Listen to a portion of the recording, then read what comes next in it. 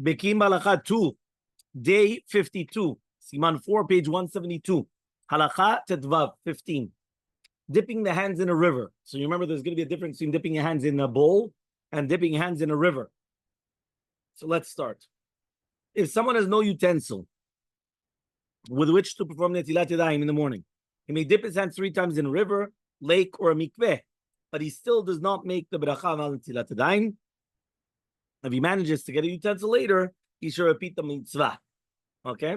So let's see the number 165. Some poskim ruled that if someone dipped his hands in the current of a river 3 times, it's not sufficient to dispel the harmful forces of the hands. This is so, although the river's water runs downstream, and the water into which he dips already second time is not the same water, okay, and the water into which they dip the third time is also the same thing, not really different than the first two. The same applies if he dips his hands three times in a mikveh, and to a running spring or snow. All these options are no better than dipping one's hands into 3 bowls of water, discussed in the previous halacha. Other poskim overruled that in these cases one can successfully dispel the harmful forces from the hands. The halacha brura ruled that if someone has no other option, he should perform the mitzvah in this manner, but he must not say the bracha. Based upon the principle of saveh brachol hakel, even though there are multiple reasons to permit reciting a bracha, the principle of saveh brachol hakel still applies. Okay, dipping hands into snow. Yalkut Yosef wrote that according to some poskim, it's possible to dispel the harmful forces by dipping one's hands 3 times in the snow. Other poskim rule that this is sufficient to permit the person to pray, but it's insufficient to get rid of the harmful forces. Therefore, in this situation, when no liquid is available, one may dip your hands into the snow 3 times and pray, but again, you do not make the bracha of al Netilat Yadayim. Netilat in the morning, yeah, exactly. Do that for to pray? Yes. Or to eat? Right? Yes, but not for Netilat Yadayim Shachrit. That's what we're saying. You're saying if you don't have another chance, do the Netilat Yadayim, but without bracha. No bracha at all. No bracha at all. Some people say take it out. Or... Halakha number 16. Technically, it is permissible to use scalding hot water for the mitzvah of the morning Netilat Yadayim, but one may not say the bracha of Netilat Yadayim in such a case based on the principle of saveh brachol hakel. It is best to postpone the performing the Netilat Yadayim until the water is cooled down.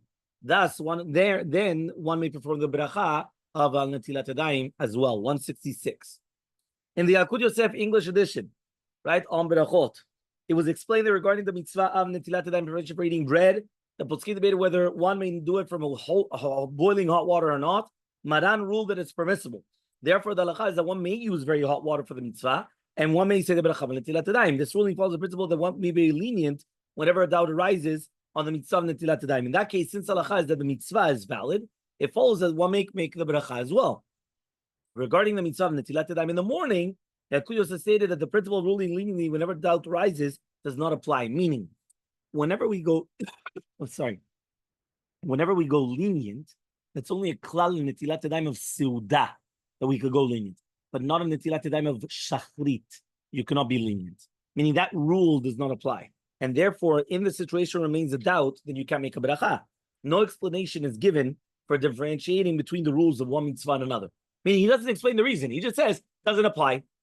So the difference might be explained as follows. Regarding the mitzvah of Netilat Yadayim to eat bread, the rule is that even when we have a doubt whether the water is qualified or not, right, once the mitzvah has been done, the person may eat bread.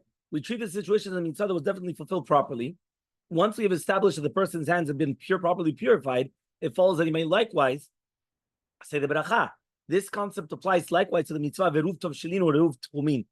Halacha requires that the mitzvah be performed during the day, right before the Yom Tov or Shabbat begins. If someone performs the eruv during Men HaShvashot, which is right at the beginning of Yom Tov, it might be during Yom Tov. The halacha is that we may assume that it was done before Yom Tov. Why? Because of this, the person performing the eruv during Men HaShvashot must say the bracha.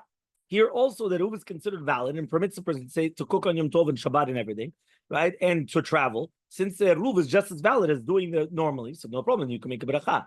Regarding the mitzvah of Netilat Yadayim, though, there is no determining factor. Although we assume that the mitzvah was fulfilled, it makes no practical difference since the ruling does not permit any acts that would have been otherwise forbidden. Hence, as far as we are concerned, there remains in a doubt whether he actually fulfilled the mitzvah or not. Therefore, the person must not say the bracha. That's the svara to be mechalek, basically. That's the logic to differentiate between Netilat Yadayim of seudah and Netilat Yadayim of shachrit. Netilat Yadayim seudah, you're going to be it's a chovah, and therefore you can make a bracha. Netilat Yadayim shachrit, we're not sure, and therefore you don't make a bracha. Maran ruled in Shulchan Aruch that all those forms of water that are disqualified for the mitzvah Netilat Yadayim for eating bread are qualified for the washing hands and preparation for praying. One must not recite the bracha. However, if one uses such water, right, again, since some poskim ruled that the mitzvah is not fulfilled, so you can't make the bracha. If one is to ensure whether the water is qualified or not, it's a sfek sveka, right? It's a double doubt. Perhaps it is qualified for the mitzvah for eating bread, and even if it's not, perhaps it's qualified for the mitzvah the morning to that time. Nevertheless, the Yekut Yosef still asserted that even when there's a sfek sveka, still don't make the bracha, and this matter needs more research. Tzarich iyun still. Meaning that it's still very complicated, meaning we can't just come and give a definite, like a psak. Halacha Yud Zayin 17. Water taken from a restroom. It is best to avoid using water that has been in a restroom for a mitzvah Netilat Yadayim in the morning. If no other water is available, however, one may be lenient in the matter, especially in the case of modern Western society restrooms. This was explained in the Yekut Yosef Brachot. In this case, one must say the bracha of Netilat Yadayim, obviously, right after performing the mitzvah with the water, because you're not going to do it in the restroom. Okay? The 167 on the bottom. The Od Yosef Chai rule that one should not use water that has been in a restroom for the mitzvah of morning Netilat Yadayim, since water comes from a contaminated domain. Maran the Rishon LeZion refuted the ruling, but the Kaf HaChaim Sofer still insisted that no blessing should be recited based on Sofer Berachol Hakel. The Chabra refuted this and ruled that one may say a bracha as well. This concurs with the rule cited in the previous footnote that if the poskim debated whether or not something may be used for Netilat Yadayim preparation for a meal, we always follow the lenient opinion regarding Netilat Yadayim, and one may even say bracha on it, right, later on. It could be that the Kaf HaChaim would agree regarding water in the Western society, right, in meaning nowadays, since some poskim rule that they have no status of ordinary restrooms. Besides, it may be that the Kaf HaChaim is referring to water that was placed in the restroom, the purpose of cleaning one's skin after defecating. But other water that happened to be brought into the restroom may be used. Okay, what about in the vicinity of a death?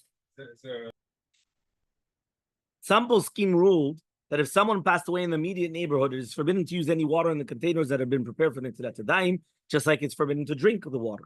Right? If someone disregarded this rule and used the water for Netilat Yadayim, he may assume that he fulfilled the mitzvah. Technically, the problem with this water is that it's dangerous to drink it, but there should not be anything wrong with using it for Netilat Yadayim. By the way, I heard that was a pshat that happened, that there was no water amongst Bnei Yisrael. Because basically, even when Bnei Yisrael came and they took the water from the Be'er, when Miriam passed away, they went and they threw out all the water, just like this halakha, that if somebody passes away, you throw out all the water. And the problem is that she died with mitat neshika, so they didn't need to throw out the water, but they did. Since they threw out all the water, there was no be'er and there's no water. So then they come to Moshe that they need water because there's no water. You understand? Like the entire is actually beautiful. Mitat neshika, there was a whole thing. We had an entire shiur on it on Shabbat. Mitat neshika. Listen, listen, what can you do? You're not here on Shabbat. You snooze, you lose. Fine. Halakha number 18. What about water which is stored underneath a bed? If water was placed under a bed and someone slept on the bed, it is best to avoid drinking the water or using it for the mitzvah Netilat Yadayim. If no other water is available, it may be used, and one may recite the blessing of Al Netilat Yadayim. See the Yekut Yosef Berachot English edition.